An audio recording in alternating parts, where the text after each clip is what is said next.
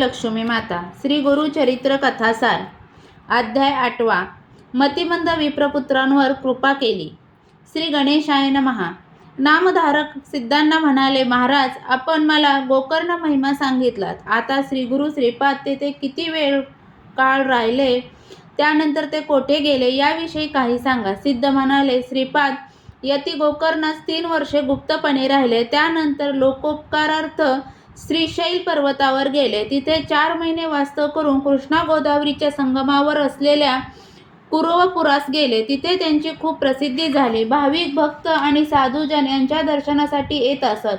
श्री गुरूंच्या पदस्पर्शाने आणि वास्तव्याने पावन झालेल्या कुरवपूर क्षेत्राचे महात्म्य खूप थोर आहे.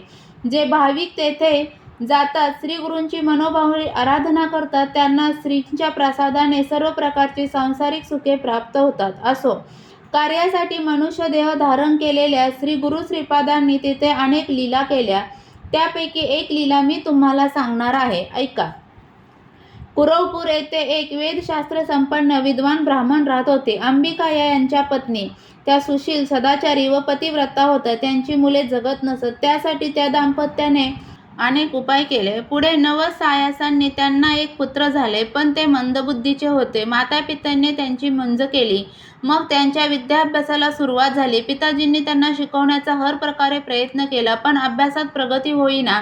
त्यामुळे ते रागवायचे. ते शिकत नाहीत म्हणून त्यांना मारायचे, शिक्षा करायचे. पतींची चिंता पाहून अंबिकांना वाईट वाटायचे. त्या म्हणायच्या, नाथ, आपल्या पुत्रांना विद्याभ्यास येत नाही, मग त्यांना कशाला मारता? आपले पूर्वजन्मीचे दूषित कर्म आडवे आले म्हणूनच हे असे निपजले. याला कोण काय करणार? आता यांच्या नशिबात जे व्हायचे असेल ते होईल. तुम्ही स्वतःला त्रास करून घेऊ नका. आधी आपली अपत्ये जगत नव्हती, त्यात हे अपत्य जगले यातच समाधान माना. त्यांचे ऐकून ते ब्राह्मण स्वस्थ राहिले. कालांतराने ते ब्राह्मण मरण पावले. अंबिकांना वैधव्य आले. त्या उदरनिर्वाहासाठी घरोघरी भिक्षा मागू लागल्या. एका पंडिताच्या पत्नींना भिक्षा मागताना पाहून लोकांना वाईट वाटायचे आणि त्यांचे निर्बुद्ध पुत्र काही कामधंदा करीत नाहीत म्हणून त्यांना दोष द्यायचे, त्यांची उपेक्षा करायचे. पुढे ते विप्रपुत्र विवाहयोग्य झाले, पण कोणीही त्यांना मुलगी देईना. लोक त्यांची उघड निंदा करायचे. म्हणायचे, मूर्ख कुळनाशक, तुम्ही आपल्या वंशाला कलंक लावलात. वेदज्ञ, धर्मज्ञ, आचारशील, विचारशील व कीर्तिवान अशा पित्याच्या पोटी तुमच्यासारखा दगड कसा जन्माला आला तेच कळत नाही. तुमच्यामुळे पितरांनाही अधोगती प्राप्त होईल. तुमच्या मातोश्री भिक्षा मागतात आणि तुम्ही आयते बसून खाता. याची तुम्हाला लाज कशी वाटत नाही? आणि असे पशुवत जगण्यापेक्षा तुम्ही मरत का नाही? रोजच्या रोज होणारी ही लोकनिंदा त्या विप्रपुत्रांना सहन होईना. ते खूप दुःखी झाले. ते मातोश्रींना म्हणाले, मी तुम्हाला पोसू शकत नाही म्हणून सर्व लोक माझी निंदा करतात. मग जिवंत राहून काय करू? त्यापेक्षा मी प्राणत्यागच करतो. ते ऐकून अंबिकांना अतिशय वाईट वाटले. मग मुलासमवेत आपणही जीव द्यावा असा निर्धार करून त्या गंगेच्या तीरी गेल्या. जलसमाधी घेण्यासाठी त्या पुत्रांसह प्रवाहात शिरल्या. त्यावेळी श्रीपाद योगी तिथे स्नान करत होते. मरणापूर्वी त्या सत्पुरुषाचे दर्शन घ्यावे म्हणून त्या त्यांच्यापाशी गेल्या आणि त्यांना वंदन करून म्हणाल्या, स्वामी, आम्ही दोघे आत्महत्या करण्यासाठी आलो आहोत. आम्हाला निरोप द्या. सद्गती मिळेल असा आशीर्वाद द्या. श्री गुरूंनी त्यांना आत्महत्या करण्यामागचे कारण विचारले असता अंबिकांनी त्यांना आपले दुःख सांगितले. मग दीनपणे प्रार्थना केली. म्हणाल्या, यतीश्वर, हे माझे एकुलते एक पुत्र विद्वान असावेत, दीर्घायुष्य, वंदनीय, जगन्मान्य व्हावेत, अशी आमचा व पितरांचा उद्धार करावा अशी खूप इच्छा होती. ती या जन्मी पूर्ण होऊ शकली नाही, तरी पुढील जन्मी ती नक्की पूर्ण व्हावी आणि माझे रक्षण करावे या हेतूने मी तुम्हाला शरण आले आहे. या जन्मी माझ्या नशिबी खडतर कष्टच होते, सौख्य कधी लाभलेच नाही, पण पुढील जन्मात असे होणार नाही एवढी कृपा करा. ते ऐकून श्री गुरूंना करुणा आले. ते अंबिकांना म्हणाले, आत्महत्येचा विचार सोडून द्या. भगवान शंकराची आराधना करा. पूर्वी एका गवळणीने निष्ठेने शिवव्रत केले होते, म्हणूनच तिच्या कुळात भगवान श्रीकृष्णांनी अवतार घेतला. तुम्हालाही तुमचे सर्व मनोरथ पूर्ण व्हावेत असे वाटत असेल तर प्रत्येक शनिवारी प्रदोष समयी भावभक्तीने शिवजींची पूजा करा. श्री गुरूंनी त्यांना शिवव्रताचा सर्व विधी नीट समजावून सांगितला. ते ऐकून त्यांना मोठे समाधान वाटले. त्या म्हणाल्या, स्वामी, हे व्रत पूर्वी कोणी केले होते आणि या आराधनेची त्यांना काय प्रचिती आली याविषयी काही सांगा. श्रीपाद म्हणाले, पूर्वी उज्जयिनी नगरीत चंद्रसेन नामक धर्मपरायण भूती राज्य करत होते. त्यांचे एक जिवलग मित्र होते. त्यांचे नाव मणिभद्र. ते परम शिवभक्त होते. त्यांच्या भक्तीवर प्रसन्न झालेल्या शिवप्रभूंनी त्यांना प्रसाद म्हणून एक अत्यंत तेजस्वी मणी दिला होता.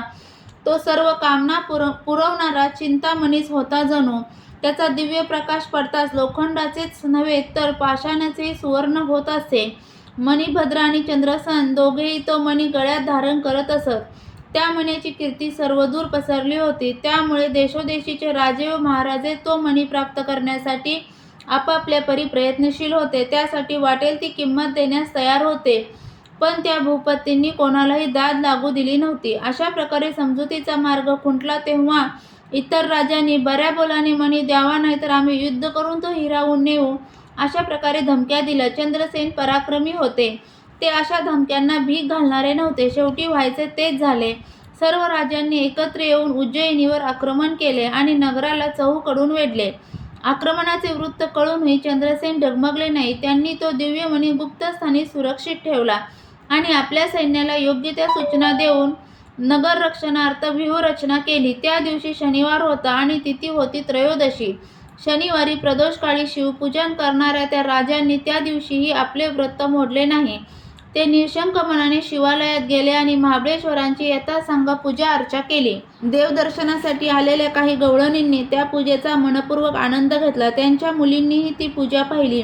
गवळी वाड्यात गेल्यावर ती मुले पटांगणात खेळ खेळू लागली. शिवजींची पूजा पाहून आलेल्या त्या मुलांनी दगडधोंडे मांडून शिवालय रचले.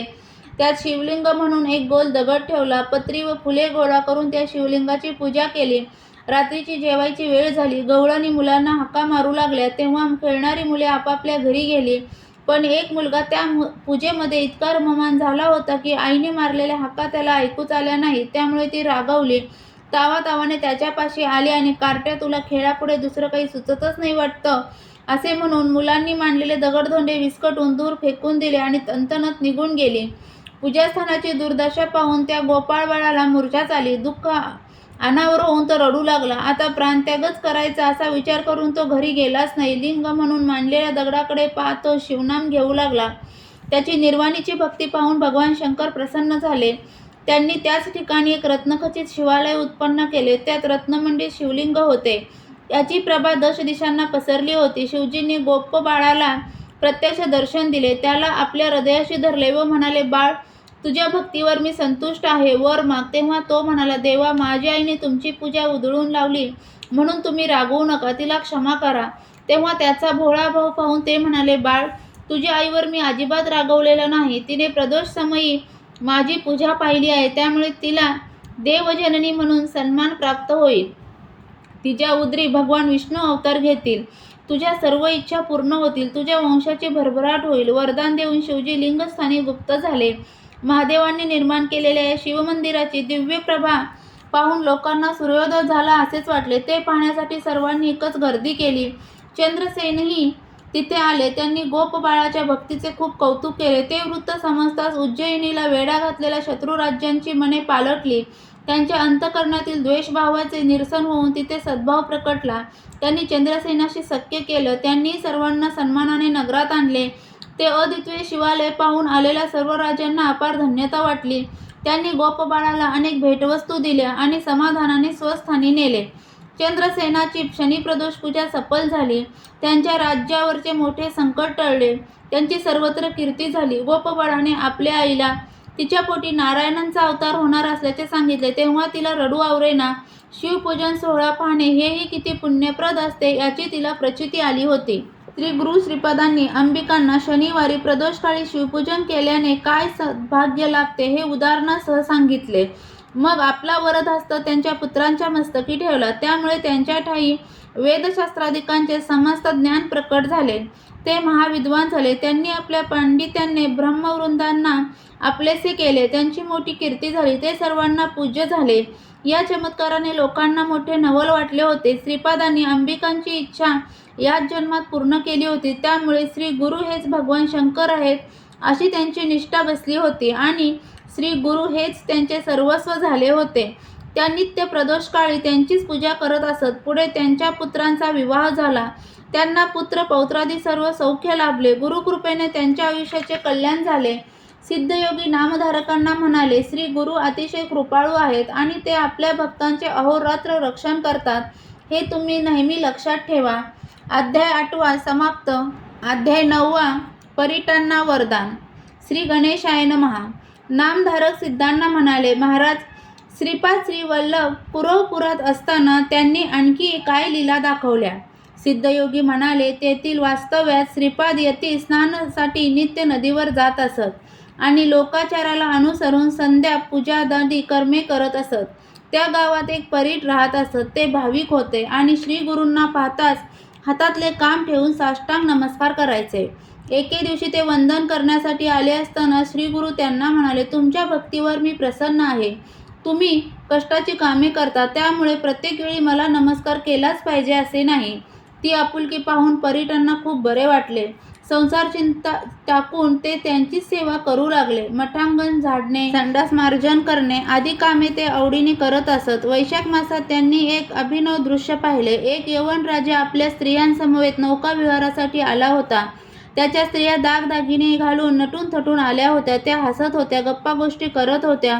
शृंगारलेल्या नौका, नदी तीरावरील वैभवसंपन्न लवाजमा, राजाचे सैन्य, सेवक वर्ग, सालंकृत हत्ती घोडे, नाना वाद्यांचा गजर असा तो सुखसोहळा पाहून परीट अक्षरशः भारावून गेले. मटांगण झाडताना ते स्वतःशीच विचार करू लागले, हा राजा किती भाग्यवान आहे. जन्माला यावे तर अशा वैभवाचा उपभोग घेण्यासाठीच. या राजाने पूर्वजन्मी कोणत्या देवांची वा गुरूंची आराधना केली असेल म्हणून या जन्मी हे सुख प्राप्त झाले. आपल्या नशिबी मात्र कष्टच आहेत. आपले जिणे व्यर्थच होय. तेव्हा त्यांचे मनोगत जाणून श्री गुरु म्हणाले, परीट, तुमच्या मनात काय चालले आहे? ते म्हणाले, स्वामी, या राजाचे सुख आणि ऐश्वर्य पाहून मला याचा हेवा वाटत आहे आणि आपल्या नशिबी हे सुख नाही म्हणून खंतही वाटत आहे. पण असा विचार मी का करू? कारण तुमच्या चरणांची सेवा हेच माझे सौख्य आहे. त्यावर श्री गुरु म्हणाले, परीट, तुम्ही जन्माला आल्यापासून कष्टच करत आहात. सांसारिक सुख कधी अनुभवलेच नाही. त्यामुळे तुमच्या मनात सुखोपभोगांची इच्छा निर्माण होणे स्वाभाविक आहे. त्या तुमच्या इच्छा पूर्ण झाल्याच पाहिजेत, अन्यथा मोक्षप्राप्तीत अडथळा येईल. म्हणून पुढील जन्मात यवन जातीत उत्पन्न होऊन तुम्ही बेदरचे राजा व्हाल, असा मी तुम्हाला आशीर्वाद देतो. तुम्हाला सर्वोत्तम राजभोग व समस्त ऐश्वर्य प्राप्त होईल. परीट म्हणाले, पण त्या जन्मातही तुम्ही मला अंतर देऊ नका. ते म्हणाले, तुम्ही माझे निस्सीम भक्त आहात. मी तुम्हाला कसे अंतर देईन? त्या समयी तुमच्या वृद्धकाळी मी नरसिंह सरस्वती रूपाने तुमची भेट घेईन व तुम्हाला ज्ञान देऊन या जन्मीची खूण सांगेन. ते राजभोग या जन्मातच भोगायचे असतील तर ते असे सांगा. परीट म्हणाले, स्वामी, या म्हातारपणी त्या भोगांचा मला काय उपयोग? ते सर्व सौख्य मी पुढील जन्मात तरुणपणीच भोगेन. तेव्हा तथास्तु असे अभिवचन देऊन श्री गुरूंनी त्यांना निरोप दिला. घरी गेल्यावर ते सद्भक्त मरण पावले. कालांतराने त्यांनी बेदरच्या राजवंशात जन्म घेतला. ती कथा पुढे येणारच आहे. परीटांची कथा सांगून सिद्धयोगी म्हणाले, नामधारक श्रीपादांच्या वास्तव्याने कुरवपूर पवित्र झाले. त्या गुरुपीठाचे महात्म्य फार थोर आहे. अवतार कार्य पूर्ण होता श्री गुरु अश्विन वद्य द्वादशीस मूर्ग नक्षत्र असताना गंगेत गुप्त झाले. ते लौकिकदृष्ट्या अदृश्य झालेले असले तरी सूक्ष्म रूपाने अजूनही तिथेच असतात. त्यांचे कार्य अखंड चालूच आहे. श्रद्धावंत भाविकांना आजही त्यांच्या अस्तित्वाची प्रचिती येते आणि त्यांच्या कृपेने त्यांची कार्यसिद्धी होते. अध्याय 9 समाप्त. गुरुचरित्र कथासार यातील 8वा अध्याय. वाचनाने किंवा ऐकण्याने मिळणारी फलश्रुती म्हणजे संतती विद्वान होईल, शनी प्रदोष वृत्ताचे पुण्य मिळेल. तसेच अध्याय 9 वाचनाने किंवा ऐकण्याने मिळणारी फलश्रुती म्हणजे ऐश्वर्य प्राप्ती होईल. हे गुरुचरित्र कथासार यातील अध्याय तुम्हाला ऐकायला आवडत असतील तर चॅनलला सबस्क्राईब करा, व्हिडिओला लाईक आणि शेअर करा आणि बेल आयकॉनचे बटन दाबायला विसरू नका, म्हणजे माझे व्हिडिओ आलेले तुम्हाला लगेच नोटिफिकेशन मिळेल. व्हिडिओ पूर्ण ऐकल्याबद्दल धन्यवाद.